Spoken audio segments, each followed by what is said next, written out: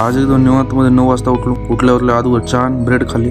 आपण चहा कपात पित नसतो, डायरेक्ट ग्लासमध्ये. घराच्या बाहेरून बघितलं तर आयन दादा निवांतमध्ये मेथीच्या जोड्या बांधत होते. ऊन लय बेकार पडलं होतं. घरच्यांनी लावलं लगेच काम. तेवढे म्हैशीला पाणी पाजून शेडमध्ये बांध म्हणले. म्हैशीला पाणी पाजून लगेच वासराला पण पाणी पाजलं. लगेच मोटर लावली, कारण की म्हैशीला आंघोळ घालायची होती आणि शेड पण धुवून घ्यायचं होतं. आत्ता बघा कशी दिसली आपली ब्लॅक ब्युटी. सायंकाळी प्रेम आला. चल म्हणलं आपल्याला ओम्यानं बोलवलं शेतात टाळ खायला. मग काय विषयच नाही, चला म्हणलं. कारण की फुकटचं खायला भेटू लागलं कधीच सोडायचं नसते. ओमाच्या शेतात गेलो तर खरं, मग ओमा कुठे तेच मिळाला का नाही गेला. नंतर कॉल केला, ओमा आला. ओमाचा ऊस जाणं चालू होता.